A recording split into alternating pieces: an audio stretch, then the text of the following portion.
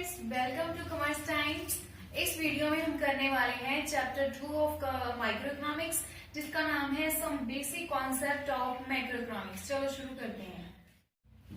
हमारी daily life में हम बहुत सारी चीजें जो है यूज करते हैं, जैसे बिस्किट्स है, शूज है, शर्ट्स हैं, अदर स्कूल गोइंग या कॉलेज गोइंग जो चिल्ड्रन होते हैं वो पेन, पेंसिल्स, नोटबुक्स, ये सारा कुछ हम बहुत सारी चीजें हैं जो डेली रूटीन की लाइफ में हम यूज करते हैं। काउंटलेस चीजें हैं जो हम यूज करते हैं डेली। और ऐसे ही हमारी मार्केट्स में बहुत सारी इंडस्ट्रीज हैं, कंपनीज हैं, फर्म्स हैं जो डिफरेंट डिफरेंट चीजें हर रोज बनाते हैं, हर रोज प्रोड्यूस करते हैं। ठीक है, तो हर एक जो प्रोडक्ट बनता है उसकी एक अलग फीचर होता है, अलग अलग कैरेक्टरिस्टिक्स होते हैं। ठीक है, तो उसके बेसिस के ऊपर हम जो क्लासिफिकेशन करने जा रहे हैं हमारी गुड्स की, तो हमारा जो पहला टॉपिक है, जो पहला हमारा बेसिक कॉन्सेप्ट है, वो है क्लासिफिकेशन ऑफ गुड्स। तो क्लासिफिकेशन गुड्स में क्या क्या आता है देखते हैं हम। चलिए हम शुरू करते हैं हमारी classification of goods. Classification of goods में पहला जो आता है वो है फाइनल गुड्स। फाइनल गुड्स का क्या मतलब होता है? जो फाइनल गुड्स होती हैं ऐसी गुड्स जो फाइनली यूज करने के लिए रेडी हो चुकी है। दैट मीन्स कि जो उनकी प्रोडक्शन बाउंड्री लाइन है वो क्रॉस कर चुकी है, वो वाली गुड्स को क्या कहते हैं? Final goods. ठीक है, तो नेक्स्ट जो हमारा क्वेश्चन आता है वो क्या है कि who are the final users. That means कि ये जो फाइनल गुड्स तैयार हो चुकी है, बन चुकी है, रेडी टू यूज हैं, तो उनको यूज कौन करेगा, उनके यूजर्स कौन होंगे? तो इनके जो यूजर्स होते हैं वो दो तरह के होते हैं।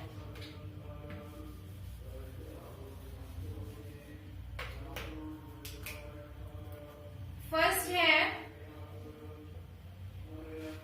फाइनल कंज्यूमर्स एंड सेकेंड है फाइनल प्रोड्यूसर्स। दैट मीन्स कि जो फाइनल कंज्यूमर्स हैं, जैसे हम लोग हैं, हमने कोई परचेज करनी है चीज, जैसे हम कोई पैंट शर्ट लेते हैं, हम कोई शूज लेते हैं, हम खाने के लिए बिस्किट लेते हैं, एज इट इज बहुत सारी चीजें लेते हैं, तो हम कौन से लोग हुए, किस कैटेगरी में आते हैं? इसमें फाइनल कंज्यूमर्स। दैट मीन्स के हमने जो चीज परचेज कर ली है आज, वो आगे हम रीसेल नहीं करेंगे, हम उस चीज को यूज करने के लिए परचेज कर रहे हैं, हम उसको कंज्यूम करने के लिए उस प्रोडक्ट को परचेज कर रहे हैं। और नेक्स्ट है हमारा फाइनल प्रोड्यूसर्स। दैट मीन्स के ये जो कुछ प्रोड्यूसर्स होते हैं, कुछ ऐसी चीजें होती हैं जो आगे वो रीसेल करते हैं, जहाँ अपना कुछ और काम करने के लिए, कुछ बनाने के लिए वो चीजों को परचेज करते हैं। जैसे अगर हमने पैंट शर्ट लेनी है, जब कोई कपड़ा लेना है, जब कोई शूज लेना है, तो वो हमारे लिए फाइनल, तो हम हो गए फाइनल कंज्यूमर्स, तो वो चीज होगी हमारे लिए फाइनल कंज्यूमर गुड या गुड्स। ठीक है, फाइनल प्रोड्यूसर्स क्या होते हैं? ऐसे लोग जो नेक्स्ट आगे रीसेल करने के लिए, जहां उस प्रोडक्ट को परचेज करके आगे कुछ और फर्दर प्रोडक्शन करने वाले हैं, तो उनको क्या हम बोलेंगे? Final producers. तो वो जो गुड्स को खरीदेंगे उसको हम बोलेंगे फाइनल प्रोड्यूसर गुड्स। ठीक है, फॉर एग्जाम्पल अगर हमने शुगर परचेज की है, तो हम शुगर को हमारे घर पे यूज करने के लिए परचेज कर रहे हैं। एज इट इज अगर कोई ऐसा बंदा है, कोई कंपनी है, बिस्किट्स बना रही है वो, तो उन्होंने शुगर किस काम के लिए परचेज की है?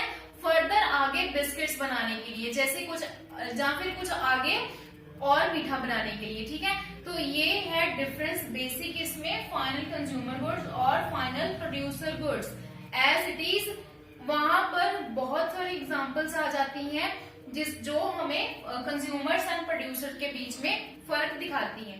ठीक है, एज इट इज अगर एक स्टूडेंट नोटबुक्स या पेन पेपर वगैरह शॉप से परचेज करता है, तो वो क्या है? उसके लिए फाइनल गुड है, उसने उसको यूज करना है।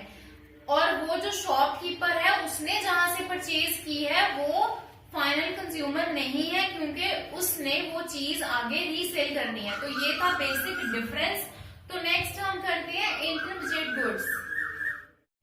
इंटरमीडिएट गुड्स कौन सी होती हैं? जो with in the boundary line है, जो अभी तक फाइनल यूज करने के लिए रेडी नहीं हुई है, जहां हम कह सकते हैं उसमें कुछ ना कुछ वैल्यू है जो भी ऐड करनी है ताकि उसको फाइनल गुड बनाया जा सके। सके, ठीक है। फॉर एग्जाम्पल एक कंपनी एक्स है, एक कंपनी वाई है जो शूज बना रही है, ठीक है। तो एक कंपनी जो एक्स है वो वाई को अगर सेल कर रही है, ठीक है, तो ये एक तरह की सेल होगी टू द फर्म, ये फाइनल कंज्यूमर को हम नहीं दे रहे हैं। तो यहाँ पर जो एक्स ने वाई ने एक्स से परचेज किया है वो एक तरह की इंटरजेट है। मान के चलिए कि एक शूज की जोड़ी जो है वो 800 रुपए की दे रहा है वाई को, तो वाई आगे इसने वैल्यू ऐड करके उसको 1000 का सेल कर रहा है in the market. That means वो एक तरह की इंटरजेट गुड हो सकती है, ठीक है। एज इट इज अगर कारपेंटर है जो वो वुड परचेज करता है, लकड़ी परचेज करता है, ठीक है, उसने आगे क्या बनाना है, फर्दर फर्नीचर बनाना है। तो फर्नीचर को वो बनाने के बाद अगर उसने मान के चलिए कि उसने 10,000 की वुड परचेज की है, तो जो वो आगे फर्दर बनाएगा फर्नीचर, उसकी जो वैल्यू है वो 20,000 अगर हम मान के चलते हैं कि हो रही है, उसमें क्या है कि वैल्यू ऐड हुई है। तो ये एक वुड जो है, जो एक कारपेंटर ने परचेज की है, वो क्या है, वो एक तरह की इंटरमीडिएट गुड्स है, क्योंकि हम वुड को ऐसे ही कंज्यूम नहीं कर सकते। एक फाइनल यूजर वुड का कुछ नहीं कर सकता है, तो इसलिए अगर उसने लेना है, फर्नीचर लेना है, तो वो एक प्रॉपर शेप में होना चाहिए। तो अगर एक कारपेंटर उसको प्रॉपर शेप देता है तो उसकी मेहनत लगती है, ठीक है, उसमें वो कुछ वैल्यू ऐड करता है जिसकी वजह से वो इंटरमीडिएट गुड जो है फाइनल गुड बन जाती है, ठीक है। इसलिए वो अपने जो पैसे हैं बीच में ऐड कर देगा, जो चार्ज करेगा। आई होप आपको इंटरमीडिएट गुड्स समझ आ गई होगी। नेक्स्ट एक क्वेश्चन आ जाता है, द सेम गुड में बी फाइनल और इंटरमीडिएट। इसका क्या मतलब है कि क्या ऐसा होता है कि हमारी फाइनल गुड्स और जो हमारी इंटरमीडिएट गुड्स हैं वो सेम होती हैं? यस, हो सकती है। ये डिपेंड करता है एंड यूजर्स के ऊपर। दैट मीन्स कि ये डिपेंड करता है कि कौन बंदा इसको परचेज कर रहा है और वो इसको कैसे यूज करेगा, ठीक है। और ये नहीं है कि एक तरह की गुड्स बना के रखती है वो फाइनल गुड्स में आती है और दूसरी तरह की इंटरमीडिएट में, ऐसा नहीं है। फॉर एग्जाम्पल जैसे मैंने आपको पहले ही बताया है कि अगर हम शुगर ले रहे हैं, ठीक है, हम घर पे यूज करने के लिए शुगर ले रहे हैं, तो वो क्या होगी, फाइनल गुड। और एज इट इज अगर हम आगे बेकरी में यूज कर रहे हैं बिस्किट बनाने के लिए या केक बनाने के लिए, तो वो कौन सी गुड हुई, इंटरमीडिएट गुड्स। नेक्स्ट हम करते हैं difference between final and intermediate goods. सबसे पहले करते हैं हम इसका मीनिंग। फाइनल गुड्स का क्या मतलब होता है, these goods outside the boundary line of production. That means के बाउंड्री लाइन से ये आउट हो चुकी होती है, जो प्रोडक्शन की बाउंड्री लाइन होती है, ठीक है। तो इंटरमीडिएट गुड्स कौन सी होती है, these goods remain with in the boundary line of production. That means के जो अभी तक with in the boundary line of production है, ठीक है। नेक्स्ट है फाइनल गुड्स होती है वो रेडी होती है फाइनल यूजर्स के लिए यूज करने के लिए, लेकिन जो इंटरमीडिएट गुड्स होती है not ready for used by final users. That means कि उनमें कोई ना कोई वैल्यू एडिशन अभी करना होता है, जहाँ कुछ ना कुछ और चीज डालनी होती है जिसके लिए वो फाइनल यूजर्स के लिए नहीं होती है। फाइनल गुड्स जो होती हैं हम उसको as a raw material use नहीं कर सकते, ठीक है, क्योंकि ये गुड्स जो है कंज्यूमर्स ने फाइनली यूज करने के लिए परचेज की हैं। और जो इंटरमीडिएट गुड्स होती है वो प्रोड्यूसर्स यूज करते हैं, ठीक है, तो मे बी वो as a raw material use हो सकती हैं। फाइनल गुड्स जो होती हैं इनको फर्दर हम रीसोल्ड नहीं कर सकते और फर्म्स भी इसको दोबारा रीसोल्ड नहीं कर सकते। फॉर एग्जाम्पल अगर हम शुगर की बात करें, तो एक बार अगर हम शॉप से शुगर लेके आते हैं तो हमने तो उसको कंज्यूम कर लिया घर पे, और कंज्यूम होने पर वो खत्म हो जाती है और हमें दोबारा से लेके आनी पड़ती है, ठीक है। तो इसलिए यहाँ पर जो फर्म्स है इसको फर्दर फॉर प्रॉफिट सेल नहीं कर सकती है, रीसोल्ड नहीं कर सकती है। लेकिन यहाँ पर क्या है, these goods may be resold by the firms for profit. Same अगर कोई शुगर बेकरी वाले ने परचेज की है तो वो क्या करेगा, उसको अपने बिस्किट्स में और अदर प्रोडक्ट्स में डाल के आगे रीसोल्ड कर सकता है for the profit. Value is not to be added in these goods. Final goods में फर्दर कोई भी वैल्यू जो है ऐड नहीं की जाती है, ठीक है। फॉर एग्जाम्पल अगर कोई फर्म से हम डायरेक्टली परचेज करते हैं कोई सामान तो वो हमें थोड़ा सा सस्ता मिल जाएगा। चाहे जैसे फॉर एग्जांपल अगर हमें कोई चीज जो है वो ₹10 की मिल रही है नॉर्मल शॉप से, और हम अगर फर्म से जब कंपनी से सीधा परचेज कर रहे हैं तो हमें ₹8 की मिल रही है। एज इट इज वो क्या हो गया, हमने यहाँ पर जाके अपना प्रोडक्ट जो है परचेज कर लिया है। तो वहां पर सेम कंपनी में या सेम फर्म में अगर कोई ऐसा बंदा आता है जिसने फर्दर रीसेल करनी है, तो अगर उसको वो चीज जो है 6 और 7 रुपीज की मिल रही है तो वो उसमें अपनी वैल्यू ऐड करेगा। दैट मीन्स कि जब वो बाहर जाके अपनी गुड को सेल करेगा तो वो कितने की देगा, ₹10 की। तो ये मेन डिफरेंस है इसका वैल्यू एडिशन का। Expenditure on these goods is known as final expenditure. That means के जो फाइनल गुड को परचेज करने के लिए जो हम खर्चा करेंगे, एक्सपेंडिचर का मतलब होता है खर्चा, तो यो हम खर्चा करेंगे उसको कहते हैं फाइनल एक्सपेंडिचर। ठीक है, जो हम इंटरमीडिएट गुड को परचेज करने के लिए खर्चा करते हैं उसको क्या कहते हैं, इंटरमीडिएट एक्सपेंडिचर और इंटरमीडिएट कॉस्ट भी कहते हैं इसको। नेक्स्ट जो हमारा डिफरेंस है वो क्या है, these goods are included in the estimation of national product और नेशनल इनकम। जो फाइनल गुड्स होती है उसमें वो किस में काउंट की जाती है, नेशनल प्रोडक्ट या नेशनल इनकम में काउंट की जाती है। ठीक है, और जो इंटरमीडिएट गुड्स है, these goods are not included in estimation of national product और नेशनल इनकम, क्योंकि ये ऐसे गुड्स हैं जिसमें अभी फाइनल गुड्स नहीं बनी है, अभी तक इसमें कोई ना कोई वैल्यू एडिशन होनी है। ठीक है, तो ये था हमारा जो difference between final and intermediate goods. I hope so आपको समझ आ गया होगा।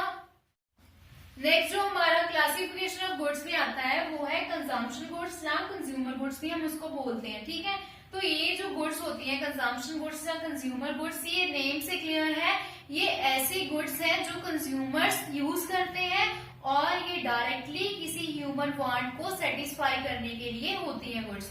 फॉर एग्जाम्पल कोई आइसक्रीम परचेज करते हैं, हम कोई मिल्क परचेज करते हैं, तो वो हम कैसे इमीडिएटली यूज कर लेते हैं। ठीक है, उसको तो वो एक तरह की कौन सी गुड होगी, हमारी कंजम्पशन गुड्स या कंज्यूमर गुड, जो हमारी वांट को सेटिस्फाई करती है। एज इट इज अगर हम ब्रेड परचेज करते हैं तो वो भी एक तरह की कंजम्पशन गुड्स होगी। तो ये 4 कैटेगरीज में हम इसको डिवाइड कर सकते हैं। नेक्स्ट हम करते हैं इसकी कैटेगरीज। कंज्यूमर या कंजम्पशन गुड्स में जो फर्स्ट गुड्स आता है, फर्स्ट जो क्लासिफिकेशन आती है उसकी वो है ड्यूरेबल गुड्स। ड्यूरेबल गुड्स वो गुड्स होती हैं जो नाम से क्लियर है कि वो जिनकी ड्यूरेबिलिटी लॉन्ग टाइम होती है। ये गुड्स ऐसी होती हैं जो लॉन्ग टर्म के लिए हम यूज कर सकते हैं। जैसे इसकी एग्जांपल है कोई टीवी, रेडियो, कार एक्सेट्रा। ऐसी चीजें जो होती हैं जो हम लेते हैं हमारे घर पे यूज करने के लिए। ठीक है, अगर हम टीवी लेते हैं तो कम से कम कोई भी टीवी है जो 8 से 10 साल निकाल देता है। एज इट इज कार होती है, रेडियो होता है, फ्रिज होता है, बहुत सारी चीजें हैं जो ऐसे होती हैं लंबे टाइम के लिए चलती हैं और बेसिकली इन चीजों की जो वैल्यू होती है वो ज्यादा होती है। ठीक है, नेक्स्ट आता है कंजम्पशन गुड्स में सेमी ड्यूरेबल गुड्स, जिसका क्या मतलब होता है, ये ऐसी गुड्स होती है जिनको फॉर 1 ईयर या थोड़ा सा ज्यादा 1 साल से ज्यादा यूज कर सकते हैं। जैसे हम क्लोथ्स लेते हैं, ठीक है, वो हो गया, कोई फर्नीचर होता है, कोई क्रॉकरी का सामान होता है, तो ये सारी ऐसी चीजें हैं जिसको हम ज्यादा लंबे टाइम के लिए यूज नहीं कर सकते, लेकिन हाँ 1 ईयर या थोड़ा सा उसके ऊपर ज्यादा यूज कर सकते हैं। नेक्स्ट है नॉन ड्यूरेबल और सिंगल यूज कंजम्पशन गुड्स। इसका क्या मतलब है, ऐसे गुड्स जो ज्यादा बिल्कुल लंबे टाइम तक नहीं चलती, जिसको सिर्फ हम एक बार यूज कर सकते हैं। ठीक है, जैसे हम इसलिए हम इसको सिंगल यूज कंजम्पशन गुड्स भी बोलते हैं। ठीक है, जैसे ब्रेड है, ब्रेड हम लेके आए हैं तो हम एक बार उसको खा लेंगे तो वो दोबारा हम उसको यूज नहीं कर पाएंगे। अगर हमने ब्रेड ही दोबारा यूज करनी है तो हमें दोबारा से लेके आनी पड़ेगी। एज इट इज मिल्क है, एज इट इज पेट्रोल है, बहुत सारी चीजें हैं जो हम सिर्फ एक बार ही यूज कर सकते हैं, उसके बाद उसका यूज नहीं होता है। इससे जो कंजम्पशन और कंज्यूमर गुड्स में आता है फोर्थ सर्विसेज। सर्विसेज जो होता है वो नॉन मटेरियल गुड्स होती है जो हमारी ह्यूमन वांट्स को सेटिस्फाई करती है। जैसे हम किसी डॉक्टर के पास जाते हैं, डॉक्टर हमें सर्विस देता है, लॉयर हमें सर्विस देता है, अगर हमने घर पे कोई सर्वेंट रखा हुआ है तो वो भी हमें सर्विस देता है, ठीक है। तो ये कैटेगरीज थी कंज्यूमर और कंजम्पशन गुड्स की। नेक्स्ट जो हमारा क्लासिफिकेशन ऑफ गुड्स में आता है वो हमारा लास्ट पॉइंट है, जो है कैपिटल गुड्स। कैपिटल गुड्स कौन सी गुड्स होती हैं जो जिसको हम एज अ फिक्स एसेट्स भी जानते हैं। जो फिक्स एसेट्स होती हैं वो किसी भी फर्म के लिए, किसी भी कंपनी के लिए बहुत ज्यादा जरूरी होती हैं, बहुत ही इंपॉर्टेंट होती हैं, ठीक है। जैसे कोई फर्म है वहां पर हम प्लांट एंड मशीनरीज यूज करते हैं, तो वो क्या है, कैपिटल गुड्स, जिनकी जो वैल्यू है कॉमनली बहुत ज्यादा होती है। और कैपिटल गुड्स को हम कहाँ पर यूज कर सकते हैं, कोई भी नॉर्मल बंदा कैपिटल गुड्स को परचेज नहीं करेगा। इसको कौन परचेज करेगा, जिस बंदे ने आगे फर्दर कुछ ना कुछ चीज बनानी है, फर्दर को प्रोडक्शन करनी है, ठीक है। तो वो प्लांट एंड मशीनरी को अपनी फैक्ट्री में लगाएगा। और जो ये प्लांट एंड मशीनरी होती है, इनकी जो वैल्यू होती है, प्राइस इसका बहुत हाई होता है।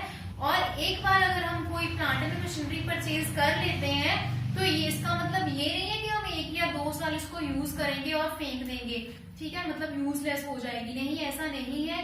अगर कोई फैक्ट्री या इंडस्ट्री जो है, फर्म जो है, वो एक प्लांट एंड मशीनरी लगाती है तो वो लॉन्ग टर्म के लिए यूज करती है उसको, ठीक है।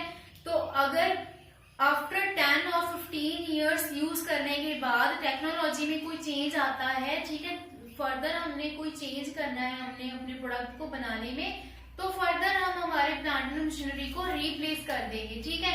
जहां फिर अगर उसमें कुछ वियर एंड टियर हो गया है, इसलिए हम उसको चेंज कर देंगे। अदर चलिए नेक्स्ट हम करते हैं consumption goods and capital goods में क्या डिफरेंस होता है, ठीक है। सबसे पहले क्या है, consumption goods leads to direct satisfaction of human wants. That means कि जो कंजम्पशन गुड्स होती हैं, ठीक है, जो कंज्यूम करते हैं, किसके लिए होती है, वो जो ह्यूमन वांट्स होती है उनको सेटिस्फाई करते हैं। जैसे मिल्क है, जो ब्रेड है, किसी भी ह्यूमन वांट को सेटिस्फाई कर सकती है, ठीक है।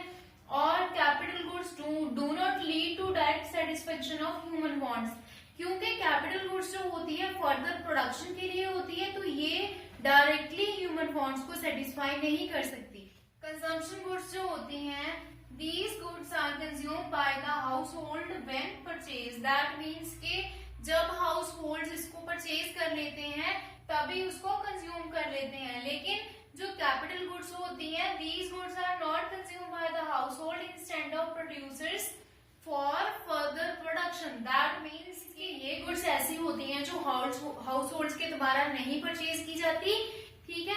ये कौन परचेज करता है, प्रोड्यूसर्स, ताकि वो फर्दर आगे प्रोडक्शन कर सके इन गुड्स की हेल्प से। नेक्स्ट है expenditure on these goods are known as consumption expenditure. That means कि जो कंजम्पशन गुड्स के ऊपर हम एक्सपेंडिचर करते हैं, खर्चा करते हैं उनको परचेज करने के लिए, ठीक है, उसको कहते हैं कंजम्पशन एक्सपेंडिचर। और expenditure on these goods are known as investment expenditure. जो प्रोड्यूसर्स हैं कैपिटल गुड्स के ऊपर एक्सपेंडिचर करते हैं, उनकी एक तरह की इन्वेस्टमेंट होती है, क्योंकि उन्होंने कैपिटल गुड्स को फॉर लॉन्ग टाइम यूज करना होता है। तो ये क्या है, इन्वेस्टमेंट एक्सपेंडिचर है हमारा। It raises quality of life of peoples, ठीक है। जो कंजम्पशन गुड्स होती हैं specially for the welfare of the society बनाई जाती हैं, ठीक है। इससे क्या है, जो लोगों का रहने का लेवल होता है वो रेज हो जाता है, क्वालिटी ऑफ लाइफ अच्छी हो जाती है, ठीक है। तो ये जो कैपिटल गुड्स होती हैं, जितनी ज्यादा जो फर्म्स हैं प्रोडक्शन करेंगी उतनी ही ज्यादा जीडीपी ग्रोथ होगी। तो इसलिए it is a backbone of GDP growth. That means के जितनी हायर क्वालिटी या हायर क्वांटिटी में प्रोडक्शन होगी इंडस्ट्रीज में, फर्म्स में, उतनी ही हमारी जीडीपी ग्रोथ ज्यादा होगी, ठीक है। तो ये था इनका basic difference between consumption and capital goods. I hope so आपको सारा चैप्टर समझ आ गया।